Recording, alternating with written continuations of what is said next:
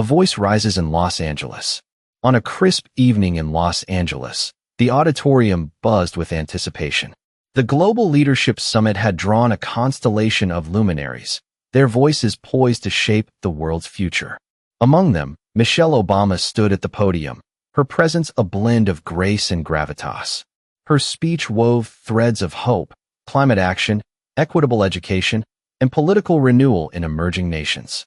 Each word landed with purpose, stirring applause and quiet reflection. Then, her tone shifted, her gaze sharpening as she spoke of Burkina Faso. Under President Ibrahim Traoré, she said, adjusting her glasses, we see progress, yes, but shadows linger. Are these reforms lifting people or tightening a grip? Her question hung in the air, met with murmurs, some nods, and a few skeptical glances. Screens worldwide flickered with reactions, tweets, debates, and divided opinions. Thousands of miles away, in Ouagadougou, President Ibrahim Traoré sat alone in his office, the broadcast filling the silence. His expression remained unreadable, absorbing Michelle Obama's words. When the screen faded, he leaned forward, his voice calm but firm. We will respond, he told his advisors, not to argue, but to illuminate. Days later, he stood before a modest crowd, no notes in hand, only conviction in his eyes. Mrs. Obama, he began, his voice steady. Your words are heard, and we welcome scrutiny. But hear this. Our work is not about control. It is about restoring what was taken.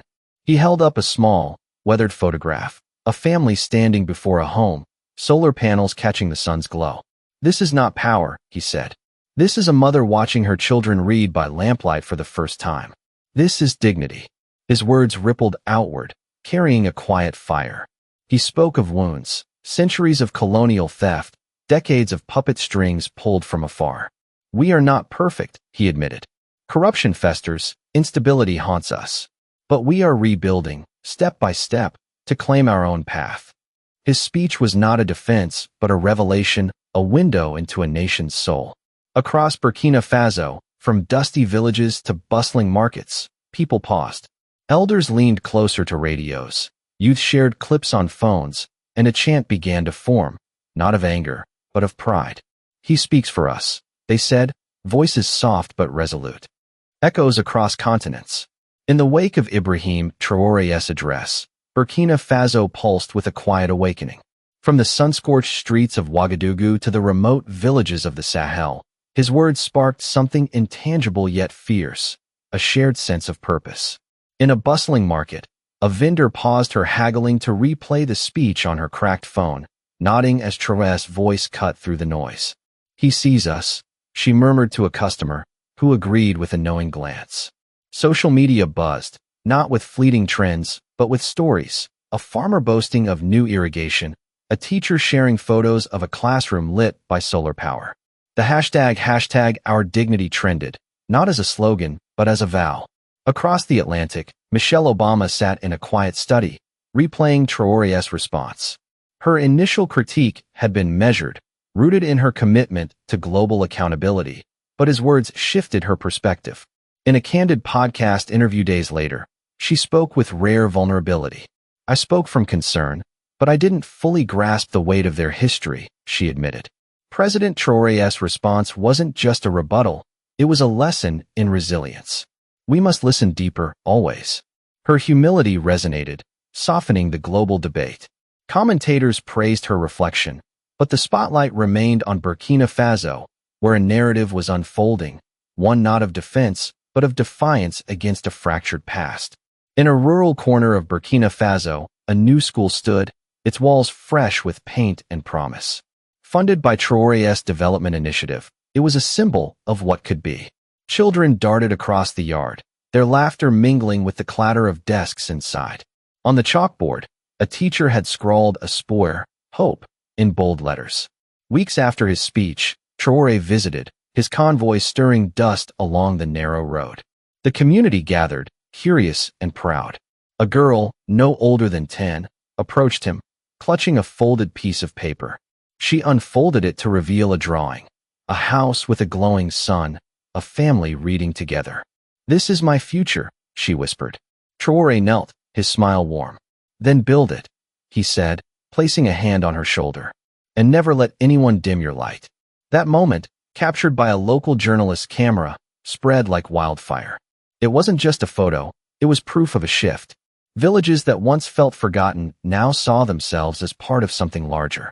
Young people began organizing, not for protest, but for progress. Community gardens, literacy drives, tech hubs in unlikely places. Traoré's vision wasn't flawless. Critics pointed to persistent corruption, shaky infrastructure, and regional unrest. Yet, even they couldn't deny the spark he'd ignited. Africa watched, not just Burkina Faso but nations from Senegal to Somalia, sensing a tide turning.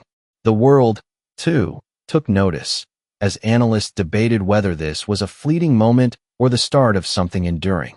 A legacy in motion. The image of President Ibrahim Traoré kneeling beside the young girl in Burkina Faso became more than a moment, it became a symbol. Shared across platforms, it inspired murals in Ouagadougou, posters in Dakar, and discussions in global forums. The girl's drawing, with its simple vision of a sunlit future, seemed to capture what Traoré's leadership aimed for. Not grandeur, but possibility. Yet, possibility came with challenges. In the months following his speech, Burkina Faso grappled with persistent issues, corrupt officials siphoning funds, insurgent threats in the north, and strained trade networks. Traoré faced these head-on, launching audits and community-led security initiatives, though progress was uneven. Still, his commitment to transparency kept the public's trust, as town halls and radio broadcasts invited citizens to hold him accountable. In Los Angeles, Michelle Obama's reflection deepened the global conversation. At a follow-up summit, she spoke of Burkina Faso again, this time with a different tone. "I learned something," she said, her voice warm but resolute. Leadership isn't just about policy, it's about trust, about building a future others can believe in. President Traoré reminded us of that. Her words bridged divides, encouraging activists and policymakers to engage with Africa's leaders not as critics alone, but as partners.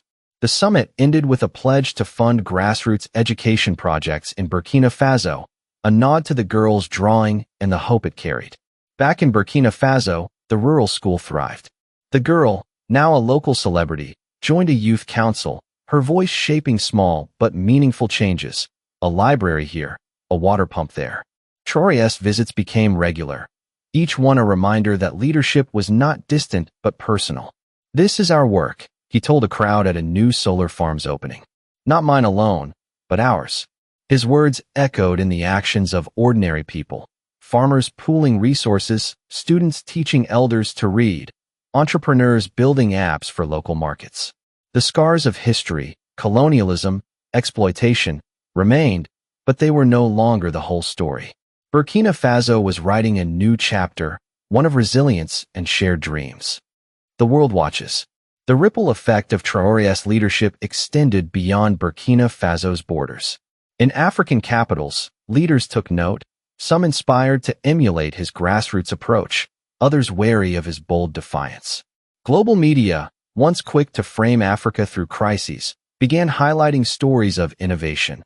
Burkina Faso's solar grid, its youth-led tech startups, its women's cooperatives. The narrative was shifting, not because the challenges vanished, but because the world saw a nation claiming its story. Traoré's speeches, now a regular feature on international stages, carried the same unpolished authenticity. "We don't seek approval," he said at a UN assembly. "We seek partnership, equal, honest, real." Michelle Obama, now a vocal supporter, collaborated with African NGOs to amplify these efforts. Her foundation launched a scholarship for rural Burkinabe girls, inspired by the young artist whose drawing had moved millions. In an op-ed, she wrote, "Dignity isn't given. It's built, brick, by people who refuse to wait." Burkina Faso is teaching us that. Her words, paired with Traoré's actions, fueled a global movement. #BuildDignity trended, uniting voices from Lagos to London. In Burkina Faso, the girls' school became a hub of possibility. Its walls, now adorned with student art, told stories of hope and hustle. The girl herself, older now, spoke at a regional youth summit, her drawing projected behind her. "This is my home," she said, pointing to the image. and it's ours to make. Traoré, in the audience, clapped longest, his pride evident. The summit ended with a call to action. Every community, a dream, every dream, a plan. Burkina Faso's journey was far from over.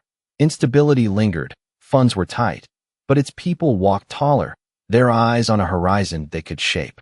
A new dawn. Years later, Burkina Faso stood as a beacon, not of perfection but of persistence. Traoré's leadership, rooted in listening, had transformed schools, markets, and mindsets. The solar panels that once lit a single home now powered entire villages. The girl, now a young woman, led a tech cooperative, her childhood drawing framed in her office.